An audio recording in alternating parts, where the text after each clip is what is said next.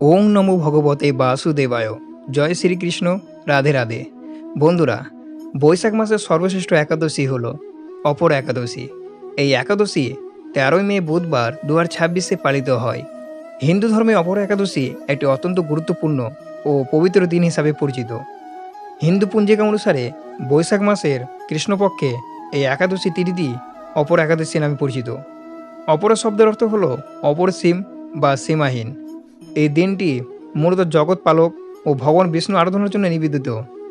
ব্রহ্মপুরাণ ও বিষ্ণুপুরাণ অনুসারে এই ব্রত নিষ্ঠ ভরে পালন করলে মানুষের জ্ঞাত ও অজ্ঞাত সমস্ত পাপ থেকে মুক্তি মেলে। বিশ্বাস করা হয় যে গঙ্গা স্নান বা বড় কোনো যজ্ঞ করলে যে পুণ্য লাভ হয়, অপর একাদশীতে ব্রত পালনে তার থেকেও বেশি পুণ্য অর্জিত হয়।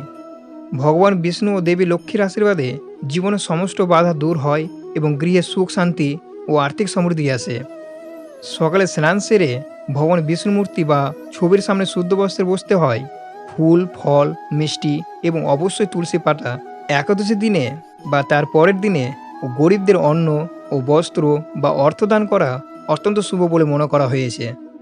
হিন্দু ধর্মদের এই দিনটি মূলত জগৎ পালক ভগবান শ্রী বিষ্ণু আরাধনা করার জন্য খুবই গুরুত্বপূর্ণ বলে মনে করা হয়। অপর মানে হলো অপরসীম বা যার কোনো পার বা সীমা নেই। সনাতন ধর্মে বিশ্বাস করা হয় যে এই দিনে উপবাস থেকে ভগবান বিষ্ণু পূজা করলে মানুষের অতীত বা বর্তমান জীবনের অপরিসীম পাপ দূর হয়। এক কথায় এটি হলো উপবাস ও নিষ্ঠার মাধ্যমে শরীর ও মনকে শুদ্ধ করে ভগবান বিষ্ণুর কাছে পাপ মুক্তির প্রার্থনা করা এবং অপার পুণ্য লাভের একটি বিশেষ দিন। অপর একাদশীর তাৎপর্য নিয়ে কিছু কাহিনী আছে। ব্রহ্মাণ্ড পুরাণ অনুসারে প্রাচীনকালে মহিধাজ নামে এক অত্যন্ত ধনুরাগী এবং দয়ালু রাজা ছিলেন, কিন্তু তার ছোট ভাই বজ্রধ্বজ ছিলেন অত্যন্ত নিষ্ঠুর ও অধার্মিক। দাদার প্রতি তার হিংসা অনেক লেগে থাকত। বজ্রধ্বজ একদিন মহিধ্বজকে হত্যা করে এবং তার মৃতদেহ একটি বনের মধ্যে অশ্বত্থ গাছের নিচে পুঁতে দেয়। অকালে মৃত্যু কারণে মহিধ্বজের আত্মা প্রেরজনিতে প্রাপ্ত হয় এবং সেই জঙ্গলে ঘুরে বেড়াতে থাকে তার আত্মা, যার ফলে পথচারীরা ভয় পেতেন। একদিন ধৌম নামে এক পরম জ্ঞানী ঋষি সেই পথ দিয়ে যাচ্ছিলেন। তিনি তার তপবিলে প্রেতের অতীত জীবন ও কষ্টের কথা জানাতে পারলেন। দয়ালু ঋষি ধৌম সেই প্রেতকে উদ্ধার করার সিদ্ধান্ত নেন। তিনি স্বয়ং জ্যৈষ্ঠ মাসের কৃষ্ণপক্ষের অপর একাদশী ব্রত পালন করেন এবং সেই ব্রতের সমস্ত পুণ্যফল মহিধ্বজের আত্মাকে দান করেন। এই অপরিসীম পুণ্যের প্রভাবে মহিধ্বজ প্রেতজনি থেকে মুক্তি লাভ করেন এবং দিব্যরূপ ধারণ করে বৈকুণ্ঠতে ভগবান শ্রী বিষ্ণুর ধামে গমন করেছিলেন। পুরাণ মতে অপর একাদশী পুণ্যফল এতটাই বিশাল যে এটি বিভিন্ন তীর্থস্থানে পুণ্যের সমতুল্য হয়। ভগবান বিষ্ণুর পাশাপাশি এই দিনে দেবী লক্ষ্মীরও আরাধনা করা হয়। জীবনের বাধা বিপত্তি দূর করতে এবং সৌভাগ্য আকর্ষণ করতে ভক্তরা কিছু বিশেষ নিয়ম মেনে চলেন। বিষ্ণু পূজায় তুলসী পাতা অপরিহার্য। বিশ্বাস করা হয় যে অপর একাদশীর দিন ভগবান বিষ্ণুচরণে একটি তুলসী পাতা নিবেদন করতে পারলে পূজার শেষে সেই পাতাটি আশীর্বাদ স্বরূপ হিসাবে কাজ করে এবং এই পাতাটি নিজের কাছে বা আলমারিতে বা টাকা রাখার জায়গাতে সযত্নে রেখে দিলে সৌভাগ্যের দরজা খুলে যায় এবং গৃহে কখনো অর্থভাব হয় না। তবে মনে রাখতে হবে, এই দিন সন্ধ্যায় অশ্বত্থ গাছের গোড়ায় জল নিবেদন করে ঘিয়ে প্রদীপ জ্বালাতে পারলে পিতৃপুরুষরা প্রসন্ন হন এবং পারিবারিক জীবনে সুখ শান্তি বজায় থাকে। অপর একাদশীর দিন তুলসী পাতার এই বিশেষ উপায় ও সনাতন ধর্মে অত্যন্ত ফলদায়ক বলে মনে করা হয়। তুলসীকে দেবী লক্ষ্মীর স্বরূপ এবং ভগবান বিষ্ণু অত্যন্ত প্রিয় বলে মনে করা হয়। শাস্ত্র ও জ্যোতিষ মতে এই বিশেষ দিনে তুলসী পাতার সঠিক ব্যবহার ও সৌভাগ্যের দরজা খুলে দিতে পারে এবং আর্থিক বাধা দূর করতে পারে।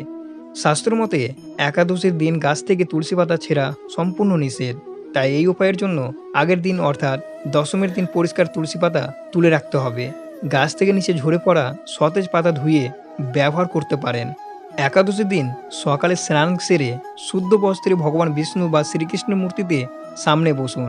একটি পরিষ্কার তুলসী পাতায় সামান্য হলুদ চন্দন বা অষ্টগন্ধা লাগিয়ে ভগবান বিষ্ণু চরণে বা শালগ্রাম শিলার উপরে ভক্তি ভরে নিবেদন করতে পারেন। পাতাটি নিবেদন করার পর মন সংযোগে ওং নমো ভগবতে বাসুদেবায় মন্ত্রটি 108 বার জপ করুন এবং ভগবানের কাছে নিজের মনের ইচ্ছা বা আর্থিক সমস্যা দূর করার প্রার্থনা জানান। পূজা সম্পূর্ণ হওয়ার পর পরের দিন সকালে পূজার শেষে ভগবান চরণ থেকে সেই আশীর্বাদ ধন্য তুলসী পাতাটি সযত্নে তুলে নিন। এরপর একটি ছোট্ট পরিষ্কার হলুদ বা লাল কাপড়ে পাতাটি মুড়িয়ে একটি পুঁটলি তৈরি করুন। কাপড়ে মোড়ানো এই পবিত্র তুলসী পাতাটি আপনার টাকা রাখার জায়গা, যেমন আলমারি, লকার, ক্যাশ বাক্স, মানি ব্যাগ অথবা ব্যবসার গদিতে সযত্নে রেখে দিতে পারেন। এতে অর্থের অনেক গুণ বাড়তে পারে। বাস্তুশাস্ত্র এবং জ্যোতিষশাস্ত্র মতে ভগবান বিষ্ণুর আশীর্বাদ পুষ্ট এই তুলসী পাতাটি দেবী লক্ষ্মীকে আকৃষ্ট করার একটি শক্তিশালী মাধ্যম রূপে ব্যবহৃত করা হয়। এর প্রভাবে যা যা সুফল মেলে বিশ্বাস করা হয়। এর প্রভাবে নানান আর্থিক উন্নতি ঘটে, দীর্ঘদিনের আর্থিক অনটন, আটকে থাকা টাকার সমস্যা দূর হয় এবং আয়ের নতুন পথ খুলে যায়। গৃহে বা ব্যবসার অকারণে অর্থ ব্যয় বন্ধ হয় এবং ধন সম্পত্তির বৃদ্ধি ঘটে। নেতিবাচক শক্তি দূর হয়ে জীবনে সৌভাগ্য উদয় হয় এবং সব কাজে সফলতা আসে। সনাতন ধর্মে তুলসী কেবল একটি উদ্ভিদ নয়, একে দেবী লক্ষ্মীর প্রতিরূপ বলে মানা হয়। ভগবান বিষ্ণুর যে কোনো পুজো তুলসী ছাড়া অসম্পূর্ণ হয়ে থাকে। মনে করা হয় একাদশীর মতো পবিত্র দিনে তুলসী পাতায় একটি বিশেষ ইতিবাচক শক্তির সঞ্চার হয়। এই পাতাটি সঠিক নিয়মে কাজে রাখলে তা চুম্বকের মতো সৌভাগ্য ও সম্পদকে আকর্ষণ করে এবং চারপাশে নেতিবাচক শক্তিকে দূর করতে থাকে। আগেই বলা হয়েছে, দশমীর দিন পাতা সংগ্রহ করতে হবে। এমন পাতা বাছবেন যা কোথাও পোকা খাওয়া বা ছেঁড়া নয়, একদম নিখুঁত পাতা যেন থাকে। একাদশীর দিন সকালে একটি কাঁসার বা তামার পাত্রে সামান্য গঙ্গা জল বা শুধু জল নিয়ে তাতে পাতাটি ধুয়ে নিন। সাধারণ চন্দন বদলে যদি অষ্টগন্ধা ও আত্মি পবিত্র সুগন্ধির মিশ্রণ ব্যবহার করতে পারেন তবে তা অত্যন্ত শুভ বলে মনে করা হয়। ডান হাতের অনামিকা দিয়ে সেই চন্দন বা অষ্টগন্ধা তুলসী পাতায় লাগিয়ে আলতো করে শ্রী লিখুন। এই শ্রী হলো মা লক্ষ্মীর বীজ মন্ত্র এবং সে সৌভাগ্যের প্রতীক অত্যন্ত খুলে দেয়। পুজোর শেষে পাতাটি একটি ছোট পরিষ্কার হলুদ বা লাল রেশমি কাপড়ে মুড়িয়ে নিন। এর সাথে একটি রূপোর কয়েন বা দুটি আস্ত লবঙ্গ রাখতে পারেন। এতে ভাগ্য ফেরাতে অপর একাদশীর আরও একটি শক্তিশালী উপায়। তুলসী পাতার এই মূল উপায়ের পাশাপাশি অপর একাদশীর দিন আরও কয়েকটি কাজ করলে দ্রুত সুফল মেলে। ভগবান বিষ্ণু ও মা লক্ষ্মীর পুজোর দক্ষিণবর্ত শঙ্খ ব্যবহার করুন। এই শঙ্খে গঙ্গা জল ও সামান্য জাফরান মিশিয়ে ভগবান বিষ্ণু অভিষেক করলে বা স্নান করলে গৃহে কখনো অর্থের অভাব হয় না। একাদশীর দিন সন্ধ্যায় বাড়ির কাছাকাছি কোন অসৎ গাছের গোড়ায় সামান্য দুধ মেশানো জল অর্পণ করুন এবং একটি ঘির প্রদীপ জ্বালান। অসৎ গাছে ভগবান বিষ্ণু ও মা লক্ষ্মী উভয়ের বাস বলে মনে করা হয়। তুলসী পাতার পাশাপাশি পুজোর 5টি বা 7টি হলুদ কুড়ি রাখুন।